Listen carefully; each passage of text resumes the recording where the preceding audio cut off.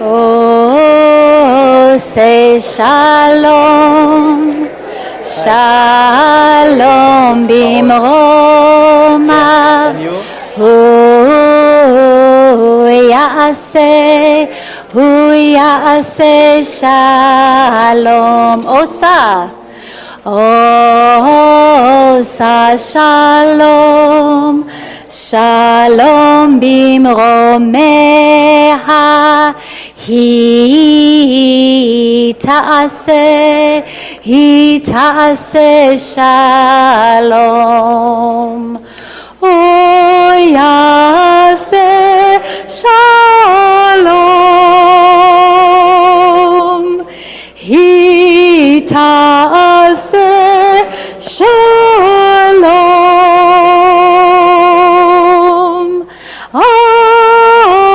Aleinu ve'al kol Yisrael ve'al kol Yishmael ve'al kol Yoshvei Tevel ve'imru Amen ve'imru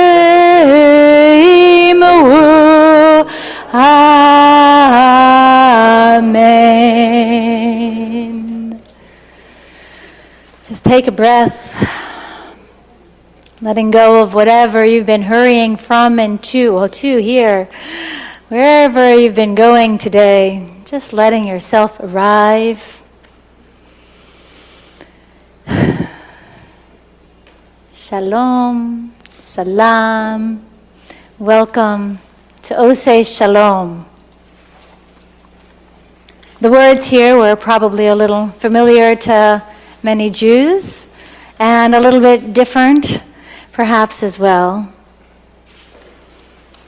To remember that our prayers have to do with us, but because our prayers also include the Shema, which has to do with oneness, which has to do with everything, which has to do with when you're sick, I'm sick.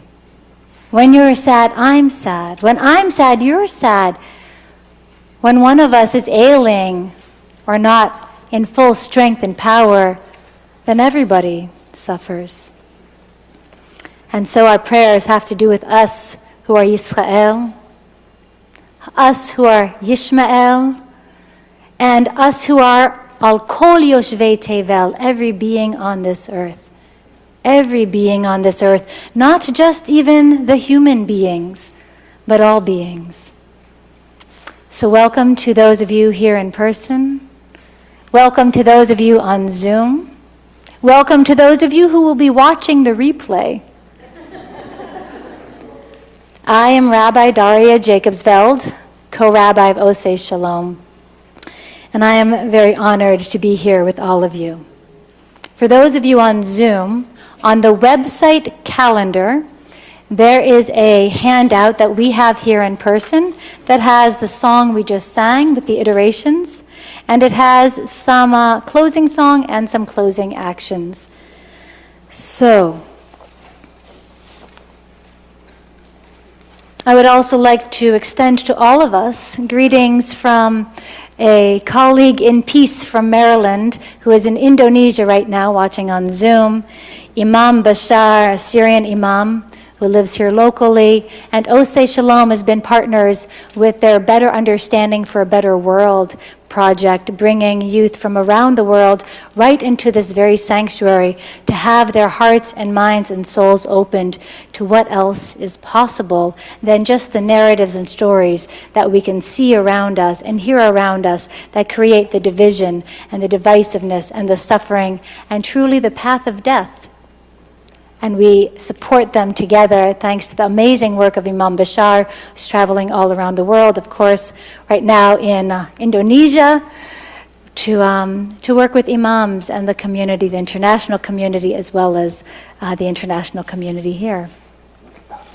So he extends his greetings and regards to all of us, and to Maoz and Aziz, of course, as well. He's so grateful. I'm the conduit to be here connecting peacemakers around the world. So tonight, our goals are to help you begin thinking differently about the future in Israel and Palestine, to help you feel less alone, which can lead to hopelessness, overwhelm, and instead to have that replaced by a sense of togetherness, linking arms from Indonesia to the amazing individuals here, again, and those of you on the replay, those of you on Zoom, knowing that there are so many peacemakers, and a peacemaker is even someone who just has a little bit of curiosity about the narratives that lead to death and destruction, or the little seed inside that really says, is maybe something else possible? Oh my gosh, what if it really is?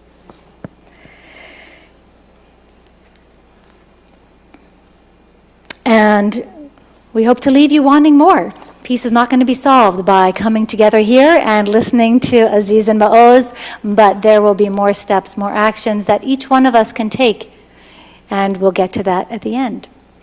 So first, a very brief framing. Why are we here? Because we won't get somewhere else if we keep doing the same thing. And a lot of the news outlets continue to iterate the same messages, the messages of divide and death and hopelessness. And we can look at them and say, yes, we understand, but guess what? There's an agenda behind that as well. And we don't actually have to go into that store. We can actually step into another store that says something else is possible. And that's where I'm going to invest my most valuable resource, my attention. Here you are, you've chosen on this evening of all the different things you could be doing to come here to have your attention investing in other stories and other possibilities.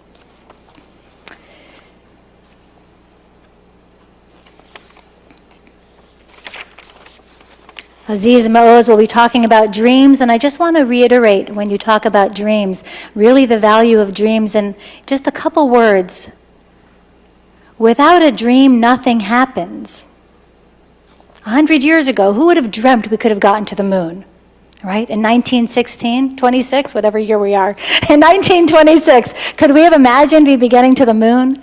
Right? And today, I just was talking to a friend whose heart, he had a valve problem on his heart, and he went to Johns Hopkins and had this heart surgery, and right, they purposely broke ribs, stopped his heart, fixed the valve, and now he's like up and walking around just a couple months later. Who could have dreamt of that possibility in much less than 100 years? Dreams are powerful. And dreams don't become reality by ourselves, because I'll bet all those people who needed to be part of that process along the way for all of those and for so many other things, right? We don't become ourselves by ourselves. Our dreams don't become real by ourselves, certainly not staying in bed. So kol hakavod, way to go for all of you coming here together to have those dreams nourished and nurtured a little bit more. So dreams go hand in hand with courage, courage to say yes to a dream, and I'm so honored to have in our midst two men who exemplify courage in so many amazing ways. Aziz Abu Sarah, together with Maoz, they are together the co-CEOs of InterAct International, a nonprofit dedicated to Middle East peace. Aziz is a peace builder, author, entrepreneur, National Geographic explorer, TED Talk fellow, and a renowned speaker and trainer on conflict resolution and responsible travel. He's co-founder of Medjdi Tours, a travel company on a mission to transform tourism into a global force of citizen diplomacy.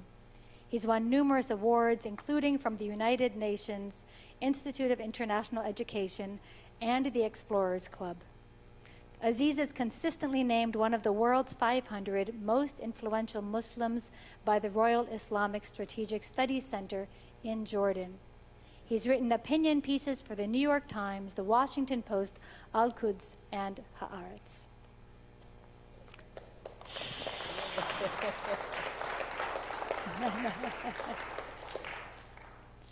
Maoz, Inon, also co-CEO of InterAct, is an Israeli peace activist and entrepreneur. He was honored with the prestigious Franco-German Human Rights Prize and the Shared Living Award from Abraham Initiatives. He has spoken on Capitol Hill, at U.S. universities and the European Parliament. He has written pieces for the Washington Post, Al Jazeera, Haaretz, and more. He has co-founded several peace-focused initiatives within Israel and the Middle East, including the Jesus Trail, Fauzi Azad Inn, Abraham Hostel, and Tour Brands. So we have in our midst some amazing, inspiring individuals. We will be learning from. And as amazing as inspiring as they are, I just also want to say that the individuals here, we have so many seeds of amazing inspiration. Right here, they didn't start off in that place of prestige, and we'll be hearing more about the people that they've been able to talk to and influence. And so I want you to take a couple moments right now. On Zoom, you'll be going into breakout rooms, just 3 to 4 minutes, tight. Turning to people in a small group around you, about 3 people in person, 4 people on Zoom, people you ideally know a little bit less well, so that as we leave, we know somebody else's story a little bit more. And right now, to just introduce yourself and share your response to what are you hoping for from tonight? And what are any worries or fears you also might want to just name in this space? And go. Yes, so you will share with us now. I guess I'm hoping for What's your name? Howard. Howard. I'm hoping for some inspiration and for some hope. Okay. It's been very hard to have, very difficult to have hope last year or so. And just from the little bit I know about what you guys are doing, just can't wait to hear what you have to say. Okay. Maybe put me on the path to some optimism. Okay. Good. Maoz. How did you meet each other? We'll share in a second. Okay. And then where did you grow up? I will speak on the stage. Now it's your turn. Well, tell us about tell about yourself. Time, sister, Yeah. because I feel pretty hopeless about peace. Okay. I mean, things are just terrible. And do you think they're going to get better soon? It depends what you will do. You have the agency to change the future. For me right now, the peace thing between what's going on in the world, and with Israel, even in this country right now, it's just so depressing. The only good thing right now is like the Olympics. Okay. The only thing that works on TV. People getting together from all over the world. And Yeah. It's like the We only will. Yeah. hopeful thing. Everything else is just so terrible. Uh-huh. Yeah. Do you know Lee Aron?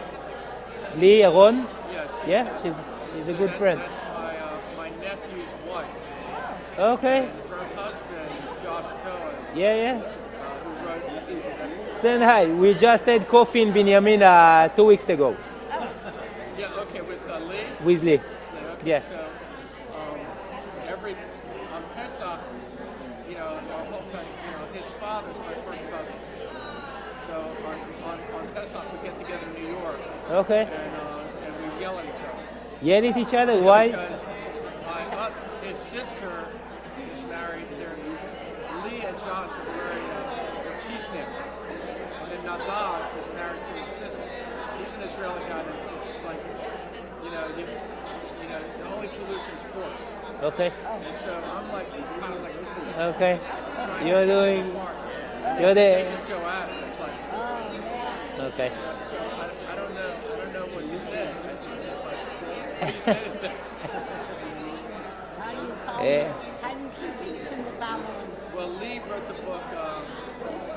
She one chapter is about my father and grandparents. Oh, really? Yeah. Okay. Well, we'll have to catch up. Okay. Yeah. Good. And you live nearby? We live about 20 minutes away. Okay, and you are part of the congregation? Yes. Okay, We're members of those sections. you are members. The Okay. people that have like these on. Okay, you are the synagogue, member. Okay, that's the and other synagogue. people are coming from other places. Okay, We're all long-time members. nice. We Okay. joined here like when they built this It's a building. beautiful building. That's what we joined. Yeah. But the congregation, This room is inspiring. they had it in another place.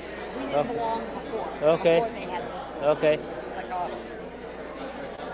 an apartment complex. Big building, like you see. Ay, ay, ay, ay, ay, ay. Ay, ay, ay, ay, ay, ay. Ay, ay, ay, ay, ay, ay. Ay, ay, ay, ay. With the police here? Ay, ay, ay, ay, ay, ay. Ay, ay, ay, ay, ay. Ay, ay, ay, ay. Ay, ay, ay, ay. Ay, ay, ay,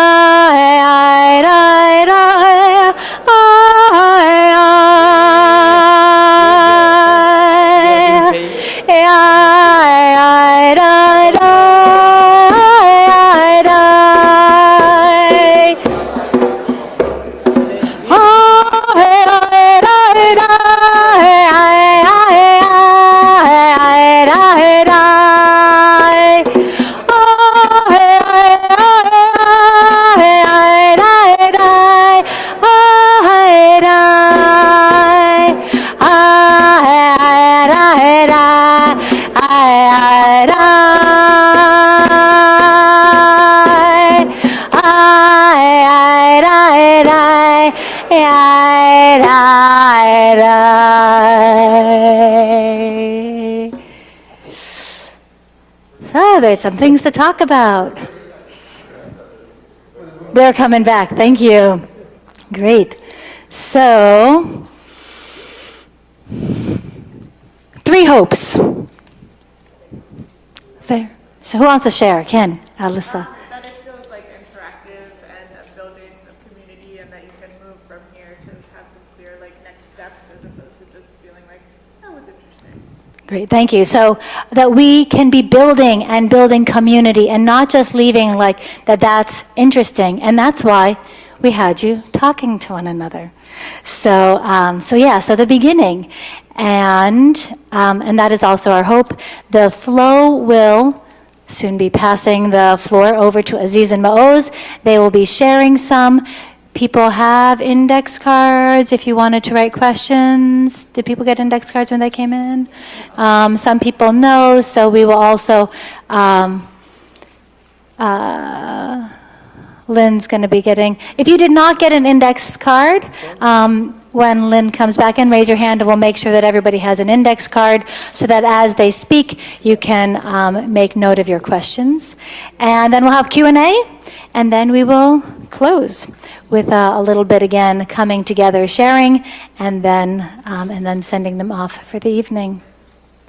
Okay, so without further ado, Aziz and Maoz.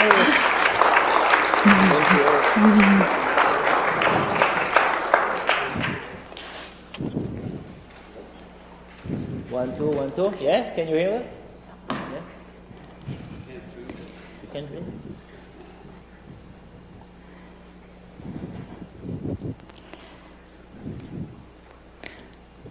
Yeah. Hello, everyone. The sound. Yeah. Maoz is a bit shy. I'm getting there. And I'm just going to check for a second that we know which sound system. Mine. Okay. Hello, hello, hello. Oh, Okay. now you can hear me. Okay. You are just responding to whatever I'm saying without knowing what it was. Okay. Well, before we start, Maoz and I have a tradition that we like to keep, which is before we do any talk, it's normally when we meet, when we say goodbye, and before we do any speaking, we like to give each other a hug. So that's what we'll do in the beginning. Good luck. Thanks.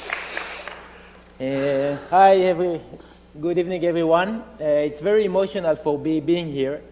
Because nowadays when people, sometimes strangers, sometimes family, sometimes friends ask me, Maoz, so what are you doing nowadays? And my answer is, Oseh Shalom.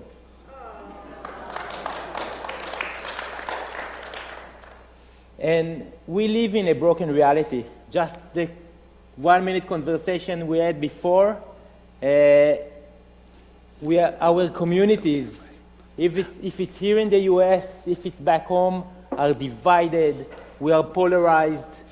Our climate is broken. We see how cold it is here, and our reality is broken. And my personal reality got broken on October 7th, early morning, when my father, who lived with my mom, of course, 200 meters, quarter a mile from the border of Gaza in Netiva Asara, the nearest Israeli community to the Gaza border, sent a message in the family WhatsApp group that there is a war going on. War was just started. They can hear bombs, missiles, sirens, and shooting. So I woke up about 30 minutes, 45 minutes after he sent this message. It was 7:20, 7:30. I read this message, and as strange as it might sound, it's normal for us because it happens every few months, once a year, that we get this message from our parents, because there is another cycle of violence, another cycle of war. So I said, okay, it's another day like we had before. So I went down to make coffee to my wife. We live in Binyamina in the last 20 years. Binyamina is halfway between Tel Aviv and Haifa, small town on the coastline. There is a great train station. If you ever come, you are welcome. As the coffee was boiling, I could see on the social media that Hamas is intruding the Israeli communities, that there are Hamas Toyota trucks in Sderot. Sderot is 5 miles from my parents' house. So I called my father, and he shared exactly what he said in the WhatsApp, that yes, Maoz, there is a war, we locked the house, we are in the safe room, we can hear the shooting, we can hear the shouts, the bombs falling around us. So I said, I could hear my mom in the background. I told Dad, tell Mom that I love her, I love you too, and I'll call you soon. So as the coffee was still boiling, I said, soon is now, so maybe I should call my father again. It was 10 minutes after, it was 7:40. So I called my dad again, and this time there was no answer. So I called my mother, and there was no answer. I tried my father again, and again, no answer. So I woke up my 3 sisters who live in Israel, my young brother who lives in London, is based in London, who is cousin of Yael, someone here, who said, yeah, Magen, yeah. So okay, you are related. We are related in some way or the other. I woke him up in London, and we tried to reach out to my parents, our neighbors. No one answered the phone. So we grouped together at my sister's house, a small village near Binyamina, near where I live, and we just were there talking to each other and start receiving names from friends, childhood friends, neighbors that were just killed in the attack. And we tried to call many of our parents' neighbors. No one answered. Only 4 in the afternoon, one of the neighbors answered the phone, and he picked it up. And we told him, tell us what's going on. We don't need you to soft it for us. We don't need it to be nice. Just tell us what's happening. And he told us that our parents' house is burned to ashes and that there are 2 bodies inside. We have decided immediately to start the Shiva. The day after Shiva, if there are any non-Jews here, Shiva is the Jewish way of mourning. It's basically a 7-day of wake ceremony. So we started that on Sunday morning. It was the first Shiva of the war. There was no rabbi, no notice from the government, from the IDF. We just decided to do it. And each morning we started just the 5 siblings, the children of Bila and Yacobi, And during the day, hundreds of people came and paid their condolences. And in the evening, we sat together with our partners and children. And the second morning, as we were sitting, the five of us, Magen, my young brother, asked us to agree and then shared a universal message that we all will be aligned with, that we are rejecting revenge, that we don't want to revenge the deaths of our parents. And he explained, that's my phone. I need to wake up. I need to wake up for my nap. Now he'll start Where really is it? talking. Yeah. It's here. That's how when I wake up from a nap, I move all over. Yes. Are you awake now? I'm awake. Now I'm awake. Yeah! So I'll stand. So he explained us that by revenging the deaths, we are not going to bring them back. Our parents are dead. And if we revenge their deaths, we're only going to escalate the cycle of violence, of bloodshed, of war that we Palestinian Israelis, been trapped within for a century. The conflict didn't start on October 7. It didn't start in the second intifada, first intifada, 67, 48. It started about a century ago. And he said that we must break this cycle. We must pave an alternative path. And of course we agreed, and that's what we told everyone who came to condolence us. And that night, it was Monday night, I had a vision. As I was sleeping in my bedroom in Binyamina, I started crying, and my body was in pain that I never experienced before. It was a severe pain, like I was just crushed. Something crushed me. And as I was crying, I could see the entire humanity. I could see you, and I could see you, and I could see you. I could see all of you. We were all crying. And our tears went down our face to our bodies, and our bodies were wounded from the war. They were crushed, they were burned, and it was a horrible, horrible thing to witness. So we kept crying, and then our tears went down our bodies and healed them. Our body became cured, become whole again, thanks to our tears. And we kept crying, and then our tears went down to the ground. And there was no snow. There is no snow where in Binyamina or in Netiv Asara, but there was also no grass and no flowers. There was only blood. So we kept crying, and our tears started washing the blood away, purifying the land. And then the land became beautiful and shining and brilliant and calling. And then I could see a path. Through my tears, I could see the path to peace and reconciliation. And I woke up from this vision and I made a decision.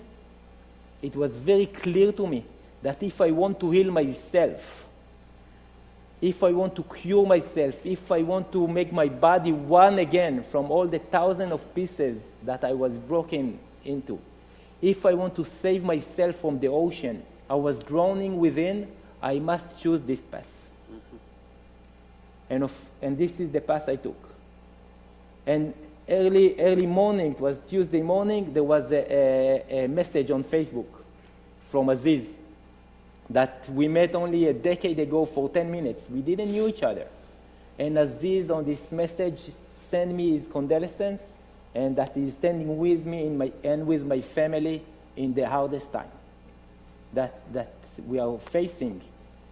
And since then, we've been working together, and now I'm proud. I'm proud to say that, yes, I lost my parents on October 7th, but I won a brother. I won Aziz. Thank you, brother. Thank you. Thank you, and I love you. It's the first time you say it, so I think something say shalom. True. One of the first times. True. I've told you I love you before. Just not when his wife is around. She's watching. She's watching. From Indonesia. Oops, sorry, Shlomit. I think this is part of our relationship, is humor in even terrible times help you deal with everything happening and builds relationships. I'll start with saying about the time Maoz and I met and the time I reached out to him. It wasn't the first time I reached out to somebody who had lost family members, and started about 10 years earlier, where I heard in the news about 4 people being killed in a synagogue in Jerusalem. And I'm from Jerusalem, so I felt I need to do something about it. And partially because of my own story, which I'll come to later, having lost my brother when I was a kid. And so I decided I wanted to write letters to these 4 widows then and send it to them and find somebody who can deliver it to them. And I did find somebody, and we write in the book a lot of these stories.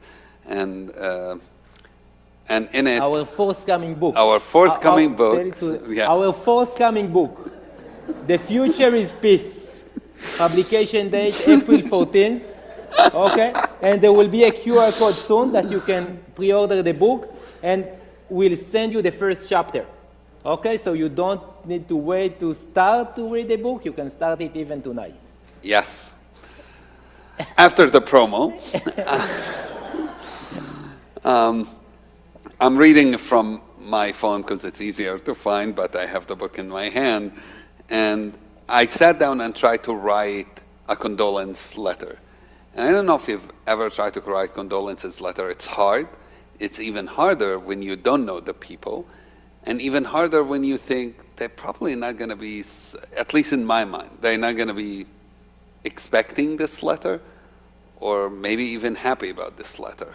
And so this is part of what I was dealing with. And I said, I had never written a condolence letter to someone I hadn't met before. I sat for hours trying to figure out how to begin. Please accept my condolences was just too cold and impersonal. I am sorry for your loss didn't seem to cut it either. But again, what else do you write? These are the normal things people write. So I took an excerpt from the letter I wrote back then, and says, we've never met before. We have never met, but I'm writing this letter to let you know that across the street in East Jerusalem, someone knows what you are going through. Someone else is devastated, hoping no one else will ever have to suffer through such a loss. Our humanity is the one thing that we have to hold on to. I know this well because my brother was killed when I was 10. I know the pain and the anger, the emptiness and the unanswered questions, how it feels when that knock on the door or phone call confirms your greatest fear. You hope they are wrong, that there has been a mistake. For a time, all eyes are on you. Then after a week or two, everyone else goes back to their life as normal. But you can never go back to that. This conflict is claiming the lives of our loved ones before their time. But we must not let it claim our souls. I will keep praying that the days described by the prophet Isaiah. Anybody heard of Isaiah here before? No. Okay, so Nation will not take up sword against nation, nor will they train for a war anymore. Are not far off. It seems an impossible prayer in such circumstances. Oh wow, לא it's יישא גוי here. את גוי חרב, ולא ילמדו עוד מלחמה, זאב עם כבש, ונמר עם גדי ירבץ. Thank you. But sometimes hope and faith are the best acts of resistance we can offer. I'm so sorry I cannot offer you more, but know that you at least have my heart. And I think in times of broken reality that Maoz talked about, one of the things that becomes scarce and not available are empathy. People willing to reach out across the street, across the road. And so me reaching out to Maoz, or Maoz reaching out to me, and each other supporting one another in this time. And it happened right after October 7th. It's happening today when it comes to Gaza as well. We've been together reaching out to people who I know in Gaza, and I introduced Maoz to a few of my friends. but it's not common. That empathy, unfortunately, is not as common as it should be, let's say. There are people who are doing it, but it's not as common as it should be. And doing that act of empathy is something that is extremely important, especially in a broken reality. I know it as well because when my brother was killed when I was 10 years old, I grew up in Jerusalem in a big conservative Muslim family. My brother was arrested from home when I was 9 years old, taken to a prison on charges of having allegedly thrown rocks at soldiers. He refused to confess to the charges, so he was tortured in prison until he eventually signed on whatever he was asked to sign on. And by the time he was released from prison, he was pretty much on his deathbed. And a few weeks after, he died as a result of his injuries. I was 10 years old when that happened. He was 19. And by the way, this still happens today. In the last 2 years, more than 70 people have died in Israeli prisons. It's not something in the past. I was 10 years old when that happened. I didn't know any Israelis. I didn't know any Jewish people. The only ones I knew are the soldiers who arrested my brother and the settlers who lived close by, who every now and then paid us a visit that wasn't a nice visit. And so I didn't have that empathy. Didn't have somebody who reached out. And so I knew what it feels like to also not know someone from the other side. It's quite terrible because your reality becomes only what you see around you. And so I didn't take the same path that Maoz took, which was, oh yeah, I'm going to go for peace right now. I was very angry, I was very bitter, and I wanted revenge. And for the next 8 years, that was my life. And the thing about revenge is it never fulfills you. You can never do anything that can fulfill that hunger and thirst for it. It makes you emptier every day. And eventually, when I was 18 years old, I went to study Hebrew, not because I wanted to, but because I understood if I don't learn Hebrew, I'm not going to be able to go to college, to work, to do anything. In Jerusalem, without Hebrew, your life is pretty much over. And so I was willing to swallow my pride and go to study Hebrew. And some of you might know, where's the best place to learn Hebrew in Israel? It's Ulpan, which is where Jewish immigrants go to learn Hebrew. And so I was the only Palestinian in that classroom. And it was the first time I got to interact with people on an equal setting. It's not soldiers, it's not settlers, sitting together in a classroom, and it was an incredible experience. And that's where I met people who were empathetic to me for the first time from, quote unquote, the other side. That's where we got to learn about each other. That's where we got to understand each other, and where those walls that divide us started to fall down. Maybe I'll read you another small part of the book that I think is interesting for this moment. What I realized in that moment, actually, is that we often say we don't know about each other, and that's a problem. But I think that's a mistake. We don't know anything about each other, and we assume we know everything about each other. And this is true here in the States. This is true back in Israel and Palestine. People often don't just accept that, okay, we're ignorant, we don't know each other. If you accept that you're ignorant and don't know who's on the other side, then you're accepting that I have curiosity and maybe I'll reach out and learn. But the moment we start thinking we know everything, that's the danger. And so we wrote this paragraph, which says, so many of us are convinced that we know everything we need to know about each other, those on the, quote unquote, the other side. It takes away our curiosity, our urge to reach out, to learn. The polarization and hatred come from the illusion that many of us believe we already know what is in the other's hearts and minds.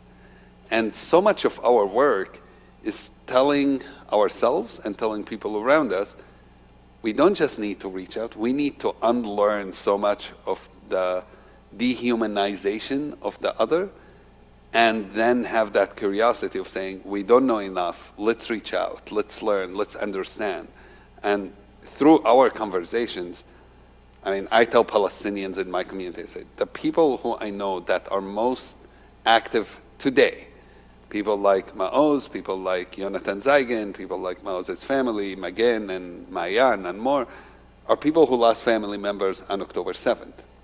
And we tell Israelis that the people I know in Gaza, some of my close buddies and friends, people like Abdurrahim Abu Warda, who we talk about a lot in our forthcoming book, The Future is Peace, he lost 50 people in his family. I introduced him to Maoz, and he was super empathetic to Maoz. He lost 50 people in his family, and when we talked to him, his father had just entered the hospital because he was hit by a missile and was going through surgeries. And he was talking to Maoz with so much empathy and love. I'm like, when people talk about Gaza, oh, they all want to kill us in Israel, I'm like, I want you to think of my friend Abdurrahim, who after 50 people being killed in his family, had so much dedication to peace, had so much dedication to humanization, to seeing the other as an equal, and yet those are the voices people don't know about because we think we know who's on the other side and they all hate us. So what a lot of our work is to break down that stereotype and those walls that make everyone think we know everything that needs to be known and therefore we figured that out.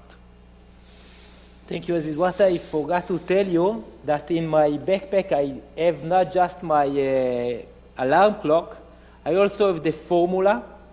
I thought you didn't have it. I have one. Found it? I found one. Oh, wow. I have the formula, how we going to make peace by 2030. Mark my words, read my lips. There will be peace in Israel and Palestine by 2030. And soon I'm going to share with you exactly how we're going to make it. Okay? That's a promise. And I'm taking full accountability on that. So Daria, tell us 10 minutes before, after 30 minutes, give us a sign so we won't forget to share the formula. And I was born and raised in Kibbutz Niram, about a mile away from Gaza. My both great-parents were Jewish immigrants. From my father's side, from Gordonia movement, from my mother's side, Shomer HaTzair, who, as youth in Eastern Europe, start feeling the earth shaking beneath them and immigrated to Palestine under the British mandate, founding Kibbutz Ruchama and Kibbutz Niram in the early 40s. And when my parents got married, they moved to live at my father's Kibbutz Niram. And after October 7, and I start being interviewed in so many media outlets, I start by saying that nothing could prepare me or anyone to such a loss, to face such a tragedy, losing not just my parents, but so many of my childhood friends. And as I gave more interviews and more interviews, I realized that I was prepared. Not just me. My siblings too, we were prepared to know exactly what to say, how to act, and what to do after October 7th, after losing our parents. Mm-hmm. And I believe some of you can guess who prepared us. Our parents, of course. Our parents prepared us to that day. Because my father was the manager of the farm, of the Gadash, Gidulei Sadeh, agriculture operation in the kibbutz. And every evening we weren't eating in the dining room, we were eating at our home. And each one of us was able to share about his day and what is planned for tomorrow. And every evening my father shared about the catastrophe in the field. Each day there was a different catastrophe. Drought, floods, cold wave and heat wave, wildfires. Every day there was a catastrophe. And while he was sharing about the devastating situation in the field, he was also saying that next year he will sow wheat again in the Negev. Because next year will be a better year. And it's up to him to make it better. He cannot predict the future, but he has the agency to change it. In order to do so, we must learn from his mistakes. He must consult with other farmers, get the best seeds, fertile the land, make it ready for the rainwater to come, and he will say that he will sow, not with faith, not with prayer, he will sow knowing that next year will be better. And this is exactly what we are doing now. We are sowing 3 seeds: the seeds of hope, the seeds of the future, and the most precious and difficult seeds to cultivate, the seeds of forgiveness. Because next year will be better. I don't pray for it.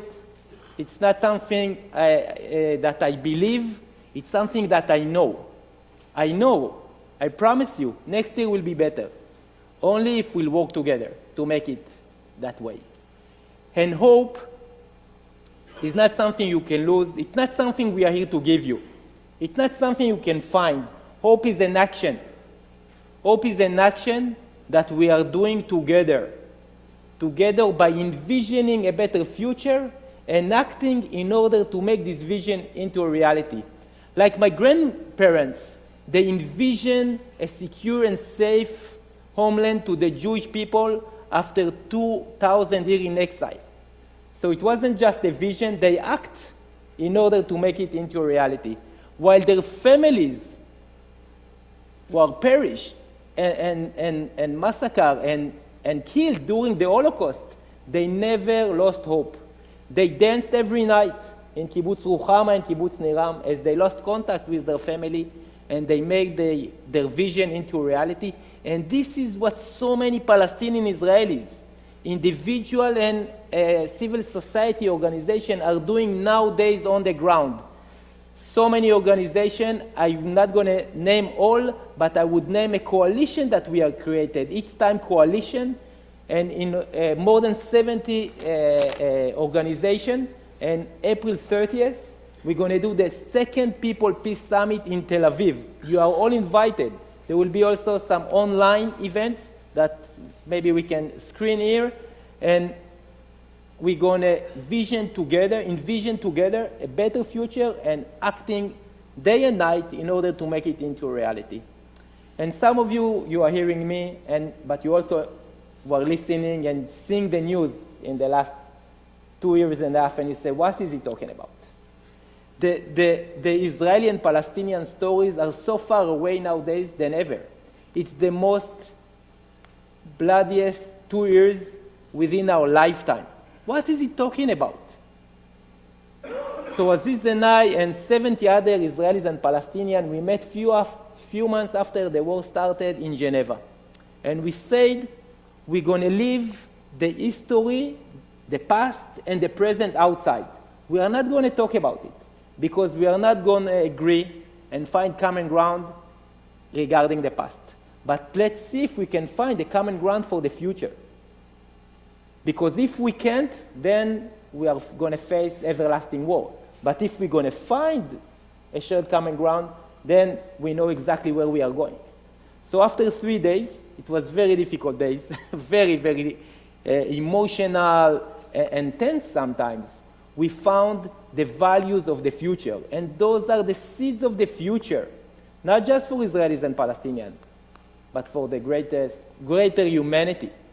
Equality and dignity, shared acknowledgement and recognition, reconciliation and healing, security and safety. This is where Israelis and Palestinians meet, in a reality, in a future that is based on those values. And now I'm moving to the most difficult seeds to cultivate, the seeds of forgiveness. And that's a lesson I learned from Aziz and from another great Palestinian peacemaker, Hamza Awaude. From Hamza, I heard him saying that he's willing to forgive about the past, he's willing to forgive about the present, but he won't and cannot forgive about the future. Not to himself and to no one else, if we won't make the future better. And from Aziz, I heard that by forgiving the soldiers who tortured his brother, he freed himself from the destiny they chose to him. He was able to save himself from slavery. Slavery, which means seeking revenge, being hateful. So by choosing forgiveness, he saved himself, not because someone asked for this forgiveness, or not because someone is care or listening to him. He chose forgiveness to save himself. And I was also hateful and seeking revenge after October 7th. And again, strangely enough, it wasn't against Hamas. I and my parents expected what Hamas was doing, has done on October 7th. It is within Hamas charter to erase the Israeli Jewish existence in the Holy Land. Hamas was killing and oppressing his own people in Gaza. And on October 7th, Hamas stood to his promise. He fulfilled his promise and his vision and by killing my parents and 1,200 other Israelis. But I wanted to seek revenge in the Israeli government. The Israeli government promised us, literally, security and safety. They promised us that the wall they built only 200 meters, quarter a mile from my parents' house, starting with satellites, balloons, and drones, like 20 meters, more than nearly 30 feet wall that also goes dozens of meters down to the ground. They promised us security and safety. Israeli cabinet members that are still in power say that Hamas is a strategic asset to the state of Israel. They gave them cash money because they could not wire them money because they are a terrorist organization. So they sent them suitcase with cash money. So I was seeking revenge in the Israeli government.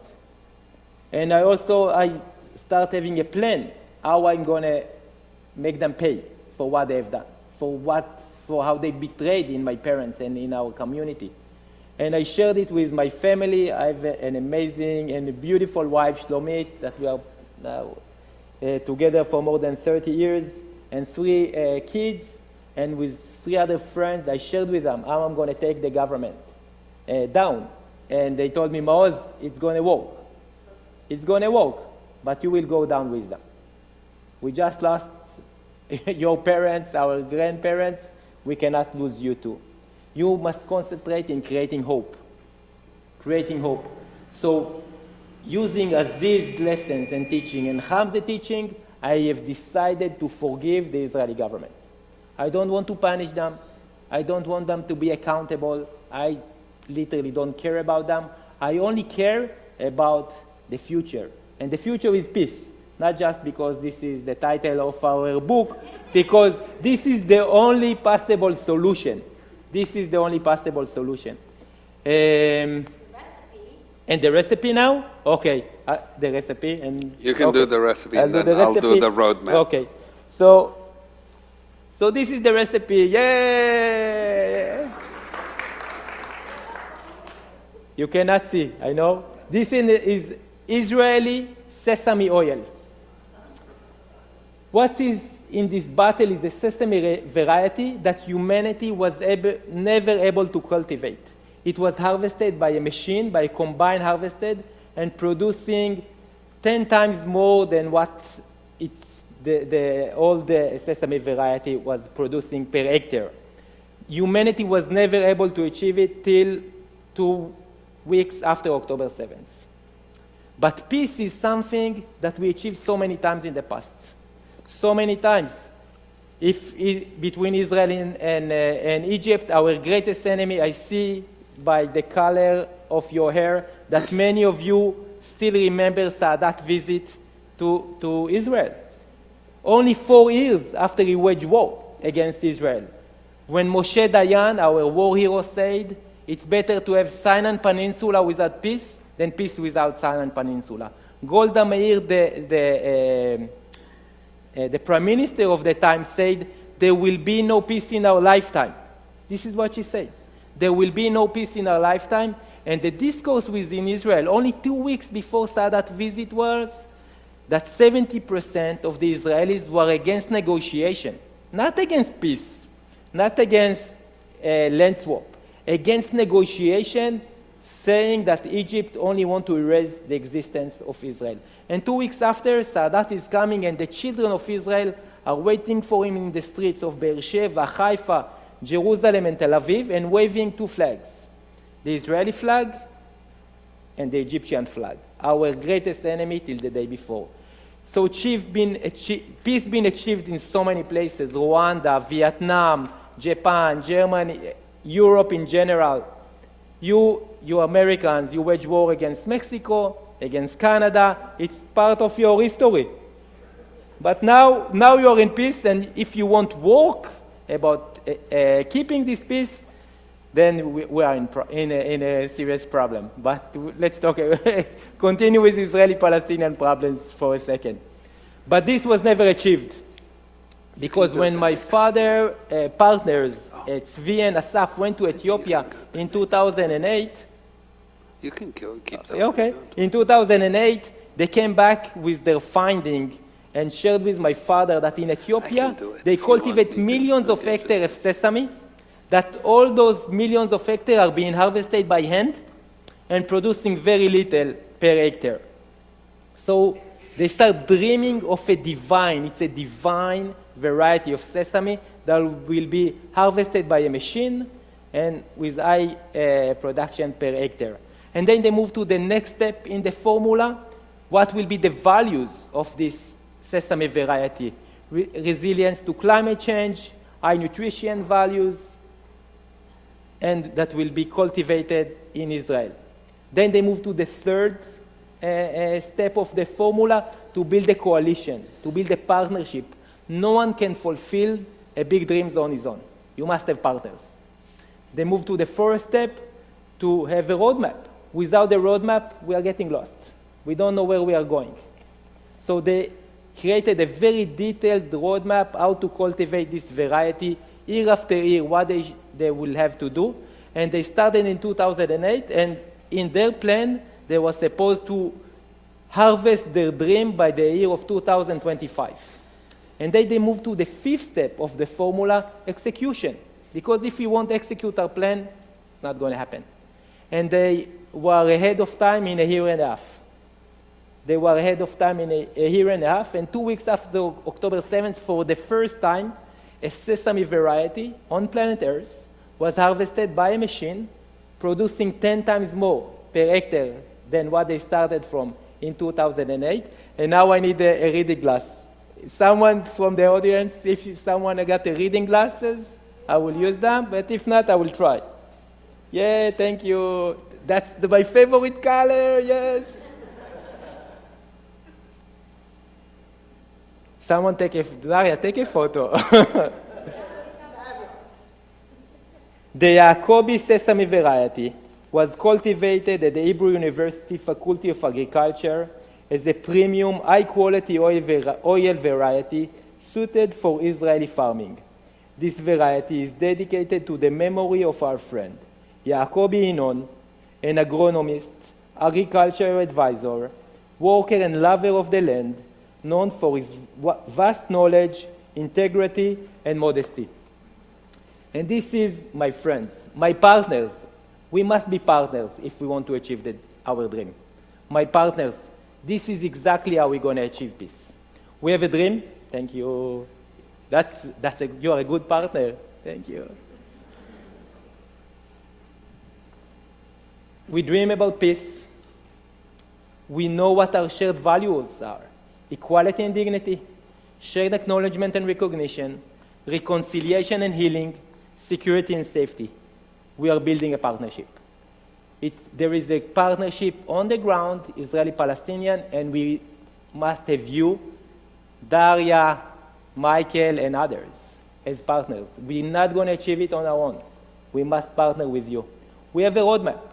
We have a detailed roadmap how to achieve peace by 2030, and we are already implementing this roadmap. So again, it's a real honor to be here with you and to partner with you, because together we can fulfill the vision of our prophets. That I read it around and I just start crying. So again, thank you. Amen. אני אגיד כמה דברים ואז נעשה שאלות. Yeah, take your time now. All right. Hello again. I'll walk you through some of the roadmap that Maoz has talked about and maybe tell you some of the things we are doing and some couple of stories around that, and maybe I'll do a quick reading for the next few minutes and then we can do Q&A after that. As long as you promise you only ask hard questions to Maoz. So,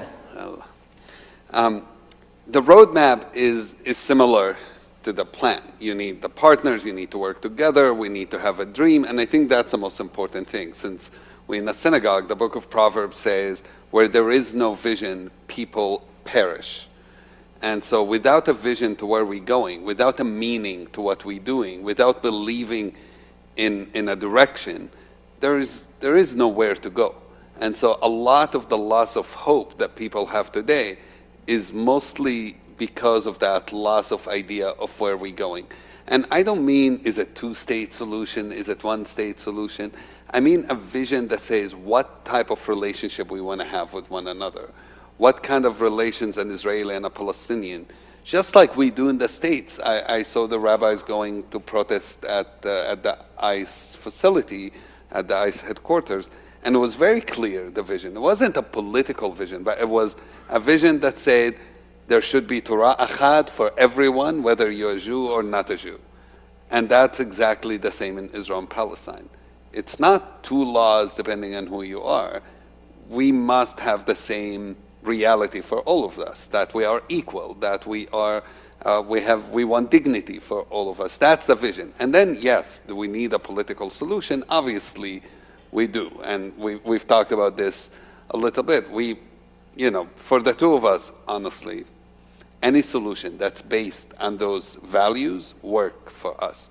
Now, we have organizations, we love what they do, and we think they have great visions, people like Land for All, which we invite you to check them out, who have a two-state confederation model that I think addresses some of the issues we have today better than many of the other solutions. But we should not waste our time only arguing about what's the perfect solution and work toward that solution. And those are two different things. So after the vision, you have the amplification of voices of peacemakers. If you don't amplify the voices of peacemakers, then no one hears them. If we were not invited to be here to amplify our voices, you wouldn't know about our work. You wouldn't know about our work in the Zoom. And that's very important because without it, the world only hears very specific messages. If we trust the media to tell us which kind of voices exist in the world, whether it's in Israel and Palestine, or whether it's in Syria, or whether it's in Sudan, then I can guarantee you, you're not hearing the voices you need to be hearing. And it's up to us to highlight and to spread the right voices, the voices who are bringing an alternative. People will tell you that, extremists' voices are very loud. Yes, they are, because they're being amplified. They become a trend. When something is amplified, it becomes a trend, and people become afraid to even counter it.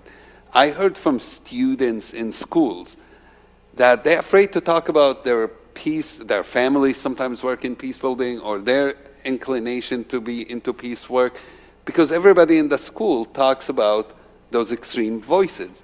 And it becomes such a trend that even those who believe in what we believe are afraid. And how do we deal with that? We start amplifying different voices. I'll give you a couple of examples. Yeah, this is one good example of it. Let's see. No? Yes, I need to play it. It's not playing, Maoz. Oops. I will try. Well, I'll start. It's just internet. I think there's no... Yeah, it's the internet. Wait, I know what to do, because we don't need really the play. We just need the video. Where's the video? Yeah, that's the video. Yeah, that's why I was trying to get it to here. Okay. Can we? I don't know. Yeah. Oh. No. Anyway, this is a really good video that you're not seeing about amplifying. You only see us speak in front of 13,000 people, which is also amazing, in Italy, in Verona. But Someone else knows more about this than I do. Is it cool? Right, helping. It's connected? all right. Yeah, Yeah. I think it Yeah. might be the net is not working. This is supposed to be a video of us hugging Pope Francis, which is pretty cool. But the reason I'm sharing this story is a good example of amplification of voices. We met with a journalist, Maoz met with a journalist, who asked him what he wants, and he said what I'm telling you now, amplify the voices of peacemakers. She said, how? And he said, well, you're Italian, you might know the Pope. So you can get us to meet him, that will amplify our voices. And like you, that's how would have been my response. Yeah, right. Like, she's going to go back to Italy and talk to the Pope, and the Pope is going to call us. And that's pretty much kind of what happened. She goes back. She calls 3 weeks later, not a year later, 3 weeks later. And she's like, Pope is coming to Verona. I think I can get you to meet him. And so we right away change our schedules because you do that for the Pope. And we fly to Verona, and with the protocols of the Vatican, you don't know even what's going to happen, but we don't only meet him, we get to speak for a few minutes, like 2 minutes, and the people around see an Israeli and a Palestinian standing together, we tell our stories briefly, and then everyone in the audience was moved by us standing together. And so they stood up and started cheering for us, which is super powerful. And then Pope Francis goes like this, and we walk towards him, and he gets up and just opens his arms and gives us the biggest hug you can imagine, that in my mind lasted for 20 minutes. In reality, it was about 3-4 seconds. But that's how the amplification of voices of peacemakers work. Now, why that's important? Why it's important to amplify it, I told you a couple of reasons, but even more important is because it legitimizes us as peacemakers. And right now, we live in a time when everybody tries to delegitimize peacemakers, especially those in power. They try to tell you we are naive, we don't understand, they just live in a la-la land, all of that nonsense. And because they know by delegitimizing us, there's no alternative to the current reality. Because if you think about it, when you think of all the extreme voices that exist today, from governments to people, these are voices that say there's no alternative. And when the two of us stand together in front of you or in front of others around the world, we are saying this is the antidote. This is how you fight extremism. This is how you find people who say we are doomed to kill each other forever. And so they don't want that. And when we met Pope Francis, the legitimization aspect went through this. We first meet him. We give him a letter from the Mother's Call, which is a letter written by Women Wage Peace and Women of the Sun and other mothers calling for peace. He signs it immediately, which is incredible. And then we give him another letter, which is an appeal to the G7 leaders to change their language or to add in their language at the end of their next conference that says they would support peacemaking, they would support peace builders, they would create even financial support for peace builders, something we've been trying to do for many years unsuccessfully because they wouldn't meet with us. Because, you know, we are dreamers. They serious people solving real problems. It's just they never got around solving ours. And guess what happened? He took that with him, and a few weeks later, G7 communique adopted the language we asked Pope Francis to take word by word. That's the power of amplification and legitimization of peacemaking, but it also has a power of symbolism. Did Aziz change the slide? Yes. Wasn't just in the communique. Next month we're going to be in London with the UK Prime Minister, yeah. Prime Minister, hopefully too, but the government, and they are starting a UK fund to support the civil society in Israel and Palestine to achieve a lasting peace. So we are taking the words and making them into a policy. So it's not just us, it's with the movement. It's AllMap and other peace organizations that are working together. We are sharing our knowledge, we are sharing resources, we are working together to achieve the same goal, to fulfill our same dream. And This is another example. This is from a month ago, or less, 2 weeks ago, I don't know. We were invited to carry the Olympic torch. And again, it's fun, I have to say. There is not many perks to being a peacemaker. You get a lot of terrible things where governments don't like you and all of that. Get extra checkings in airports and border control. But you do every now and then get this, where you get invited to carry the torch. But honestly, it's not about us carrying the torch. It's about what does symbolism mean for people. And in the world we live in today, there are very few symbols that communicate peacemaking. And what we need to do together is to have more of these symbols and to amplify these symbols. Because we saw it when we were there. You know, the symbol in itself doesn't matter if people don't respond to it. And when we carried the torch, politicians from all over the region came, from the right wing and the left wing, which is really important, came to see it and to be part of it. And then the community started marching with us, chanting Pace, Salam, Shalom, peace, Salam, Shalom, as we walked 400 meters with us the whole time. And people coming to hug us and to say hello to us and all of that, and suddenly you see the power of symbolism. And the Olympics is a kind of amazing place to talk about this. We were talking also about the concept of the Olympics, of equality. Can you imagine an Olympics in which the rules for every team are different than the other? In reality, this is the reality of the world today. The UN functions this way. You have a permanent members of the UN who get a little bit of favorable, not a little bit, a lot of favorable treatment. I'm a big soccer fan. I always say, can you imagine? You don't know what I'm talking about, probably, but forgive me. But it might exist in other games. Can you imagine some teams being allowed to have offsides and other teams not being allowed to have offsides? And so Olympics is kind of a fun place to talk about these things because people understand what we're talking about. And I'll end just with saying the other two steps that are important in the roadmap is changing policies. You are right outside DC. And much of what's happening, not only in Israel and Palestine, but many places around the world, comes from this mindset that, I'm sorry to say, both Democrats and Republicans support, that weapons, exporting weapons, giving away weapons to countries all over, either directly or indirectly, is going to bring peace to the world, has been a failure and continues to be a failure, and it's up to us to change those policies and pushing our politicians to do that. Maybe end with the words, yeah. The poem, yes, and then we'll do the Q&A. And the last thing is changing people's opinions. And how do you change people's opinions? By giving them exactly those things, giving people hope, ideas, thoughts. Nice.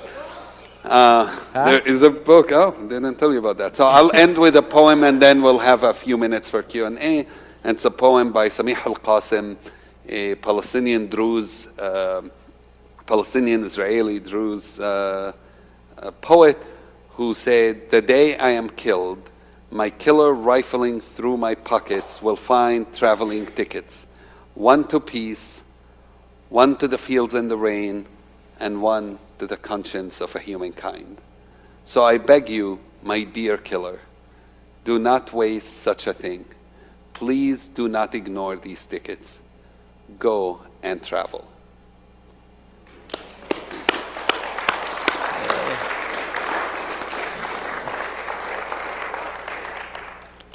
Thank you. Thanks. All right, time for some questions, and maybe we'll move it to our info. Ooh. Oh, this is for pre-orders. We'll keep it for a while. We are well prepared. And by the way, we do want to tell you, do pre-order, please, because we need pre-orders. Don't wait until the book is coming out. The earlier you order it, much more important, because it sends a signal to the bookshops, to communities, to all.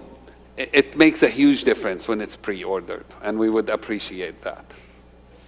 All right, let's start. So, some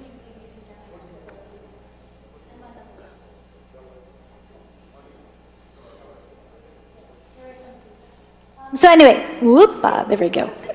If you have questions on a card, you can pass them to your aisles, pass them to Lynn.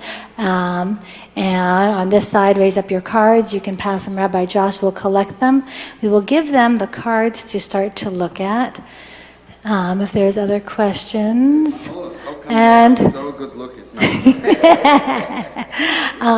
and while they're looking over those questions, I invite you to just, maybe a question is still stirring, you're not sure what it is, that's okay. Just, take this time and just let yourself also settle again. Like, that's a lot that we just heard. That's a lot that we just saw. And here we are, and just like feeling the chair underneath you. Feeling your breath rising and falling in your body. Exactly, that was the next thing, taking a deep sigh. Let's see if we can do a collective sigh. Maybe just one more. Yeah, and even one more.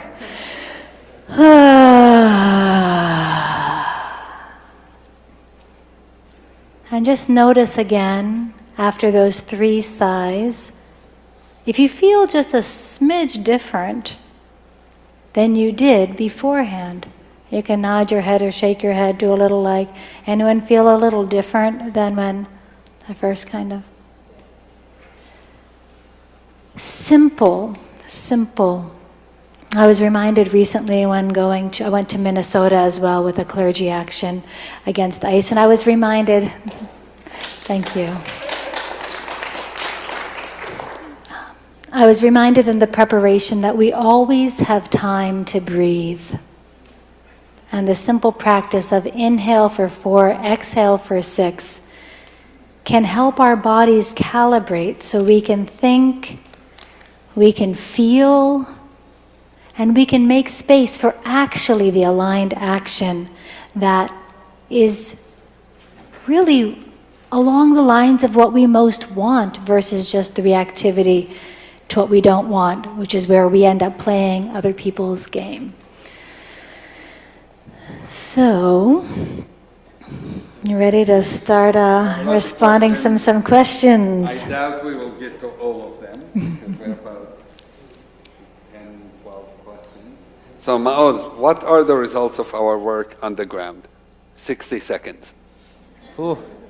I'm going to time him so we Okay, can try to thanks. get to many of these. The peace movement in Israel and Palestine is growing. That's a fact.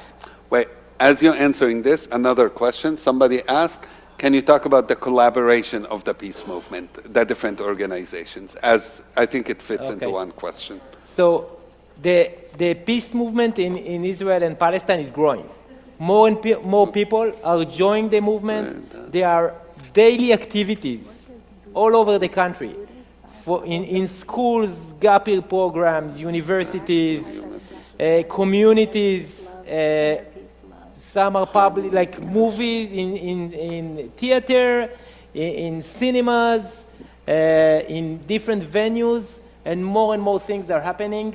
And also in closed rooms, where when we meet and synchronize and do strategy and argue and argue and do strategy. What's our next action? Our next action should be.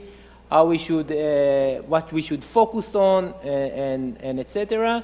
And there are also many new players. Many new players. I can give my eldest sister, for example, that she was working in tech for many years as project manager, and she was politically awakened, and now she's co-chairman of the Parents Family Forum Parent Circle, and they are and she's doing it basically voluntarily, but full time, and it can be from protective presence. For farmers in the West Bank, staying overnight in remote communities in the West Bank that are suffering for settlers' attack. It goes to so many directions. And there is more solidarity, I believe, than ever between Israelis and Palestinians. And there is daily webinars, Zoom meetings. So it's very, very encouraging to not just for me, it's not to witness, to be part of this movement.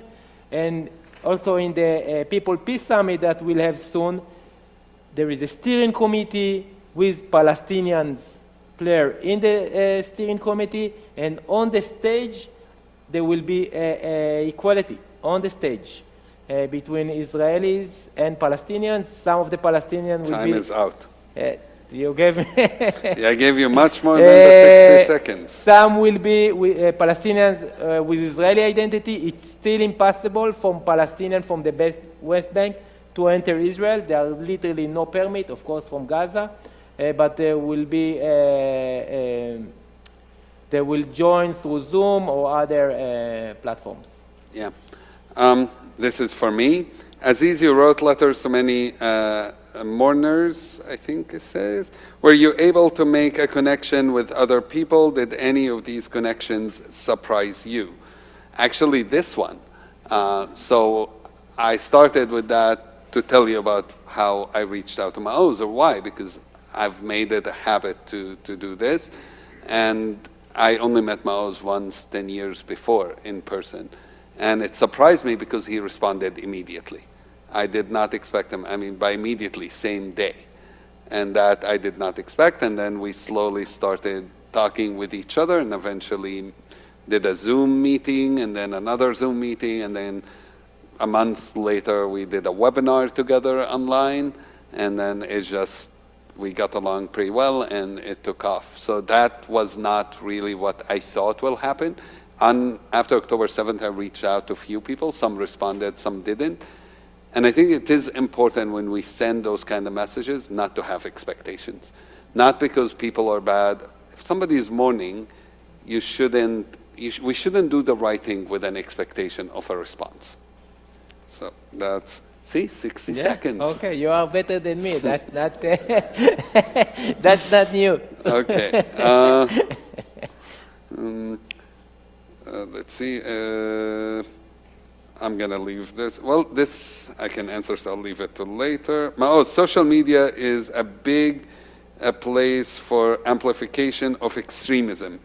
Is it worth trying to counter that on social media and responding to posting and commenting on social media, focusing on amplifying peace on other platforms? Thank you for the question. Who asked this question? Beautiful. Or to focus on other platforms. Thank you. Thank you. Yes. Social media thrive over polarization. And what we are doing, we are creating a new polar system that is not based on Israelis against Palestinian, native against immigrants, race, ethnicity. We are creating a new polar system that is based on values.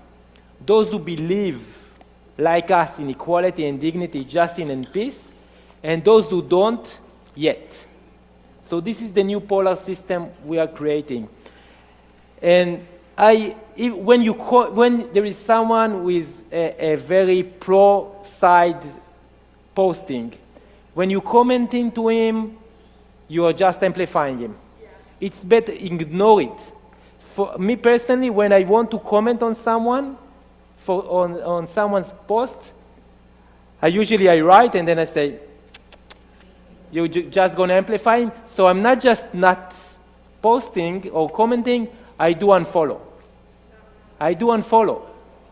And then but when I do see someone with a peace message or a unity or equality, then I will make sure I'm commenting, I like it, I help him, amplify him.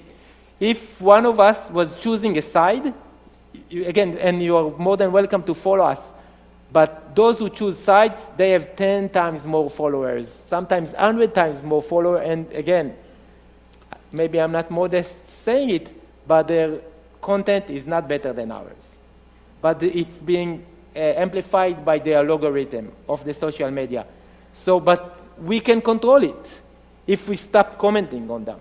If you share our TED Talk, share our profiles with your friends within your communities, and that's how we can answer this polarization that, yeah. Yep. All right. So next question. This is an easy one. These are two questions together. The first one says, what if an Israeli and a Palestinian marry? What is the status of their children? The easiest thing I would say, read a book by Sari Bashi called Ma'lube, Upside Down Love. She tells exactly what happens. It's awful because legally you're not supposed to get married. You have to get married overseas. It's, I know, absurd. And they cannot even live legally together in the same place. So there's a working around the law to live together. And then the children are going to a Palestinian school, but they have Israeli health care. And it's just reading the book feels like you think it's fiction. It's honestly, you can't believe it's real. But it explained to you how we're not fighting against people, we're fighting against systems of oppression. And that's why I don't think when we all take stands, we all take sides, but it's not sides against people, it's a side for people and against systems of oppression. And that the second part of the question goes, what is your take on the impact of global US media and the situation at home, and what can we do about it? In general, I think it's so shallow, the way the media covers stuff, and it's sometimes also dehumanizing, at least sometimes. I think most media have sides that they take, but instead of talking about how bad I think they are, I would say one thing we can all do is pushing them to interview more peacemakers.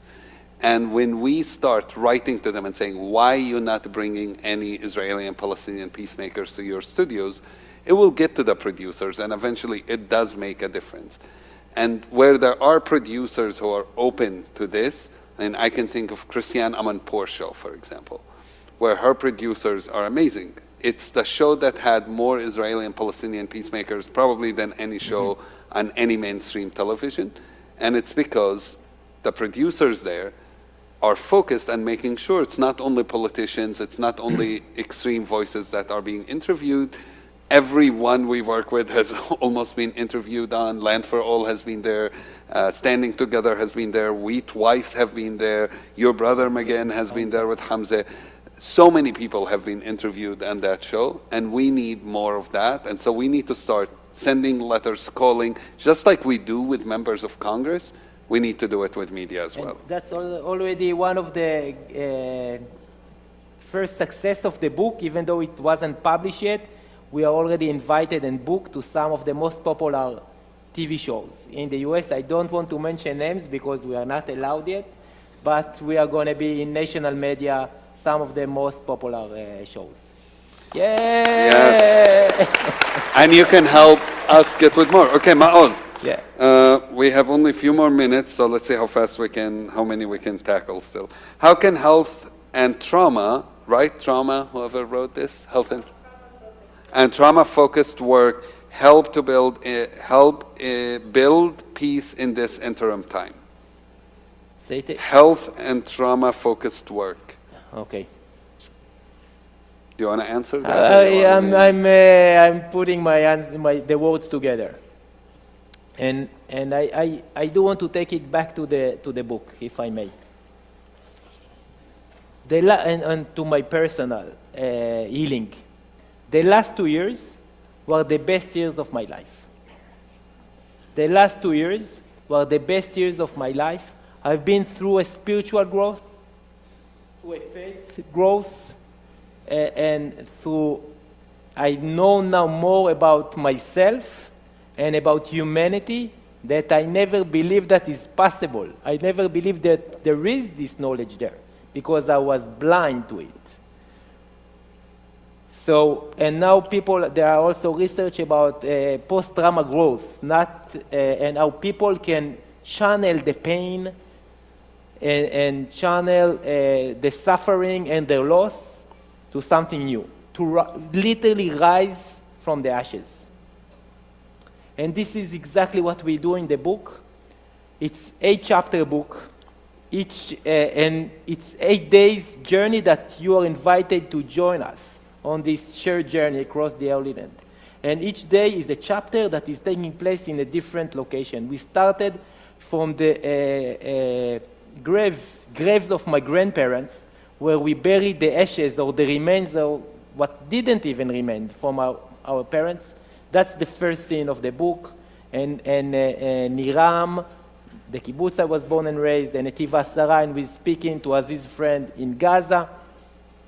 And as the journey continues, and we are going to Jaffa, Tel Aviv, and East Jerusalem, Jerusalem, West Bank, Nazareth, and Galilee, we're also traveling in 4 dimensions of time: history, theology, and mythology, 100 years of conflict, our personal life, and the future.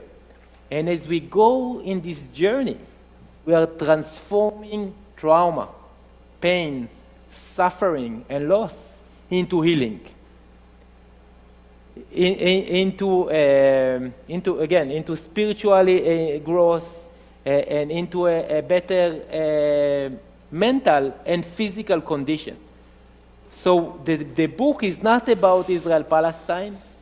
It's about a personal journey and a toolkit and a roadmap that each one of us, each one of you, can use on your daily life.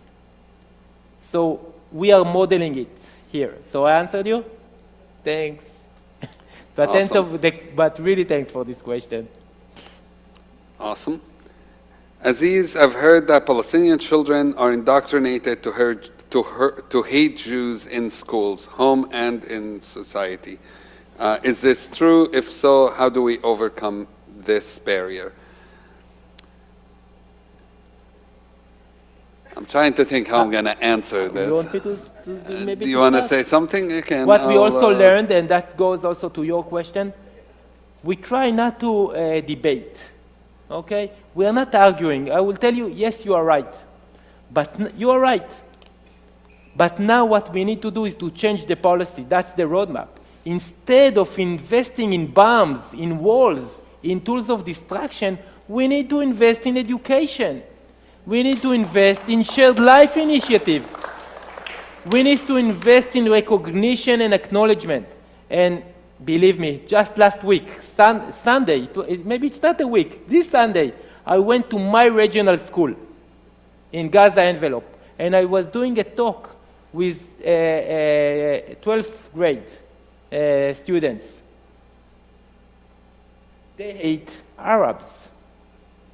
They want to kill all Palestinians. They want to erase the existence of Gaza. And that's the school I went to. So both societies were hijacked by the extremists. And the only way not to fight, to overcome it, is by us working together, facing reality. This is the reality, you are right. Those who ask, you are right. So let's face the reality and start investing in education that will be based on the values of equality and dignity and shared acknowledgement and recognition. Sorry for taking the No, question. that's fine. I'll add only a couple of quick things. One, it's really less, at least in my school, it really was not the textbooks, it was not the teachers. We were not allowed to even learn about Palestinian history in our schools because our school was directly controlled by Israel. And most West Bank schools very limited what they can even learn about our own history.